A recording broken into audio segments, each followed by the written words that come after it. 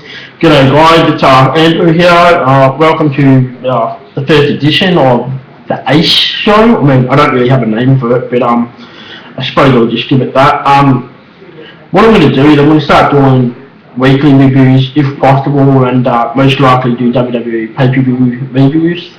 It's something I'd like to get started on, and overnight today, I mean, I've got some Americans viewing, some Aussies, of course, and wherever you are around the world.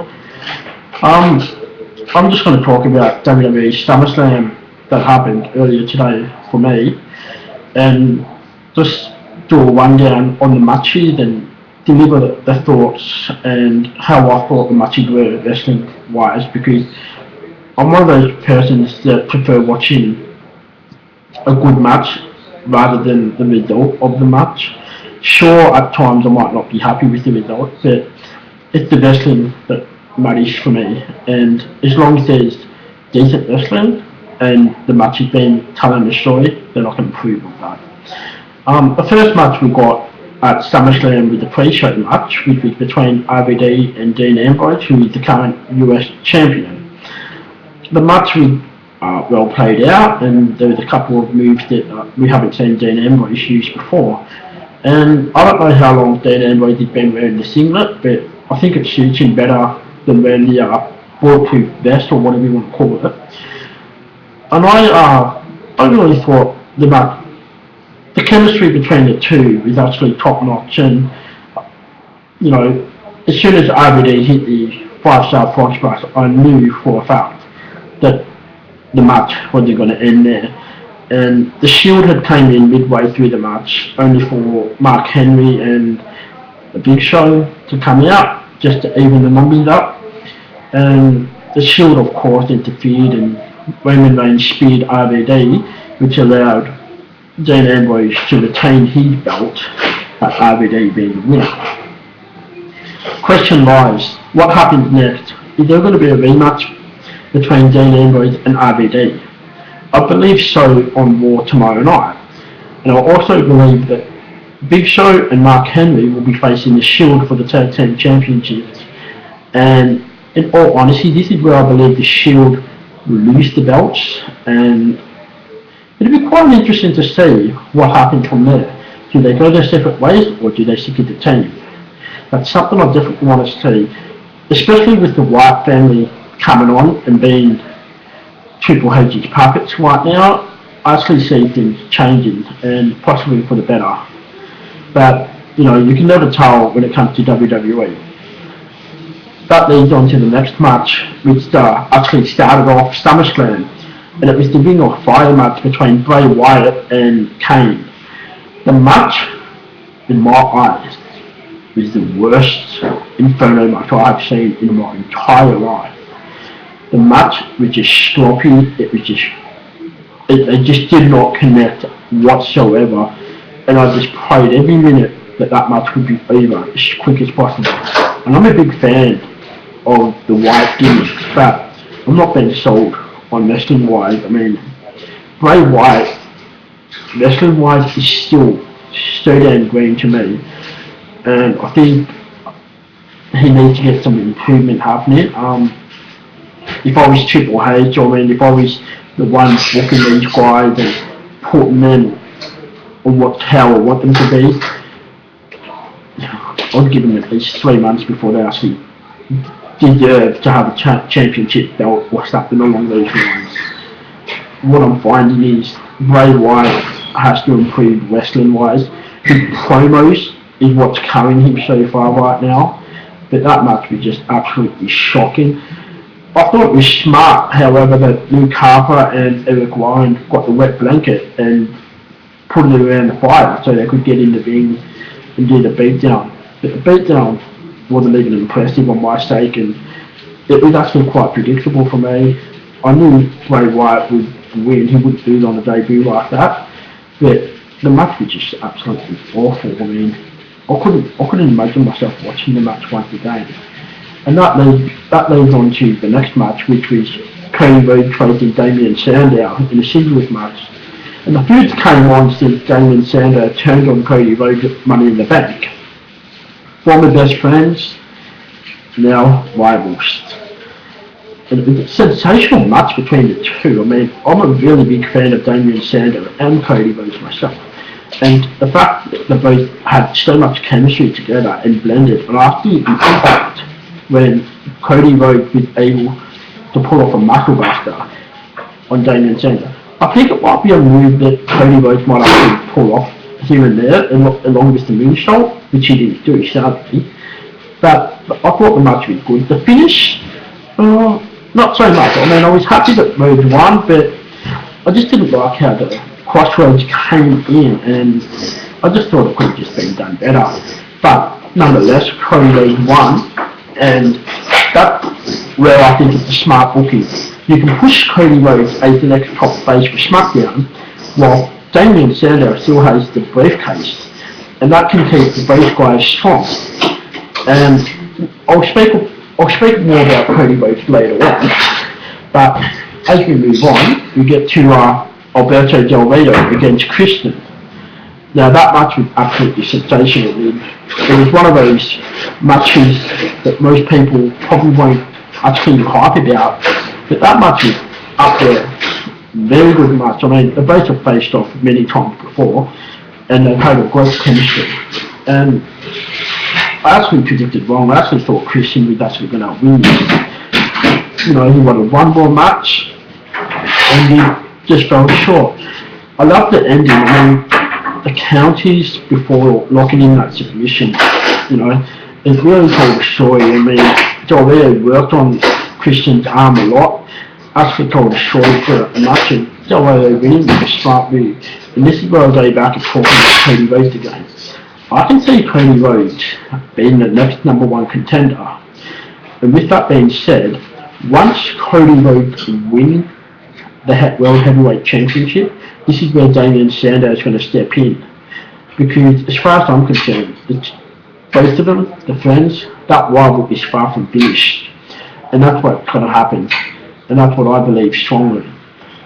And it's something I'd love to see. I mean, it gives Del Rio a shuffle in triple threat possibly, but you never know. On to the next match, we have Natalya with the Funkadactyls facing Brie Bella with Eva Marie and Nikki Bella. I couldn't really care about a Grievous match, even though I should, but Natalya hasn't done much for me lately. I mean, she botched a couple of times in that match once again.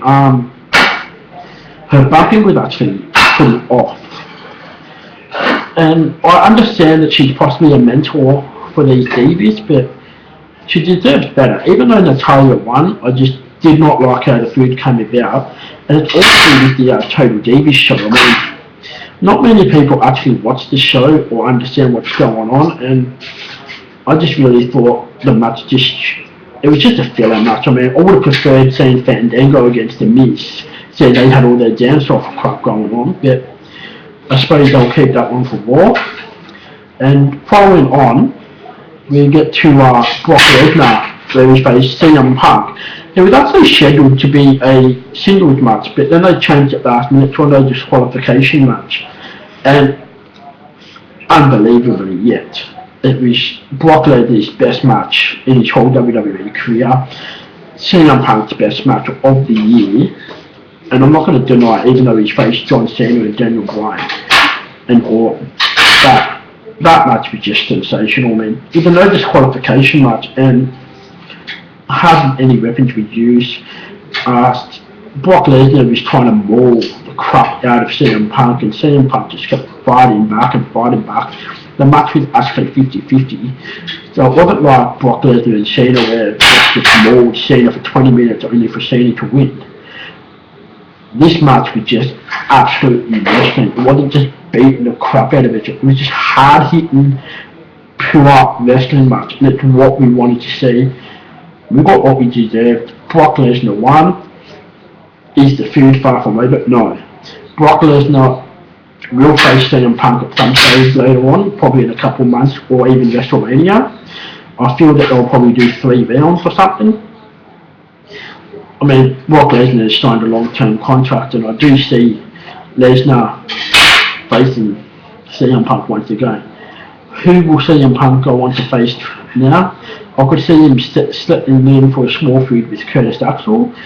I see CM Punk dropping down to the upper mid card range, where he just steadies down and ends up winning Royal Rumble. You can't have CM Punk in the main event all the time. Even though John Cena is one of those guys, I just don't really see CM Punk deserving to be in the main event at this stage. I see him going into a bit of a couple of mid-card feuds before facing Brock Lesnar once again. It'll be interesting to see what CM Punk will deliver tomorrow on Raw with his promos and how he's going to come about that loss.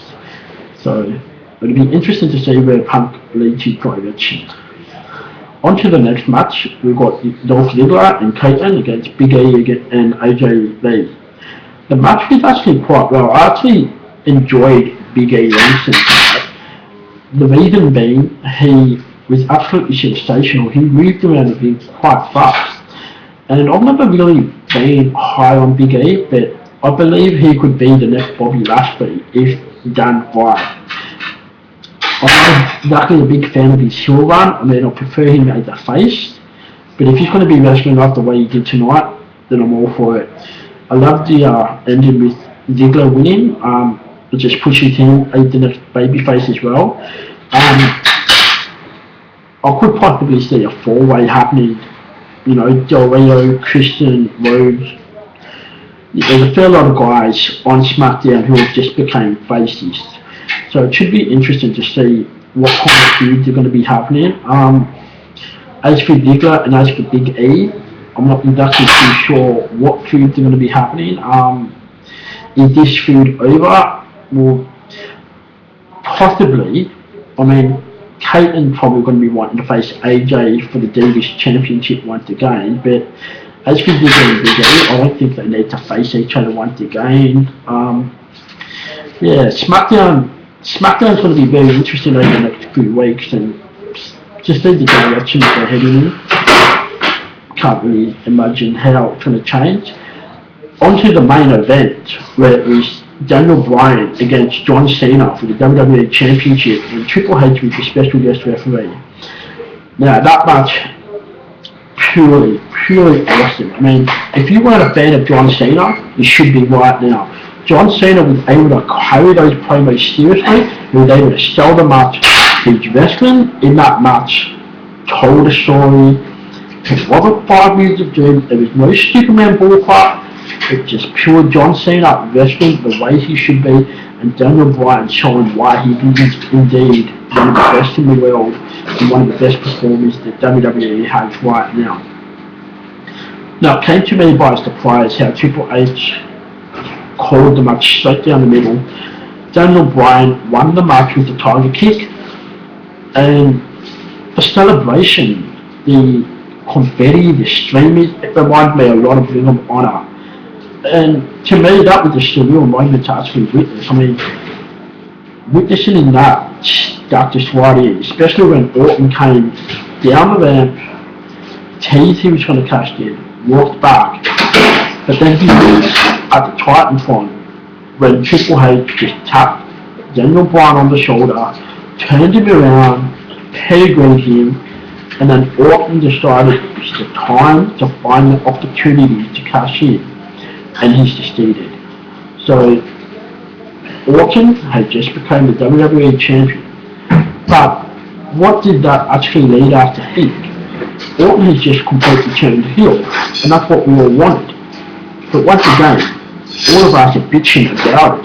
We're not happy. But didn't we want Orton to be here in the first place?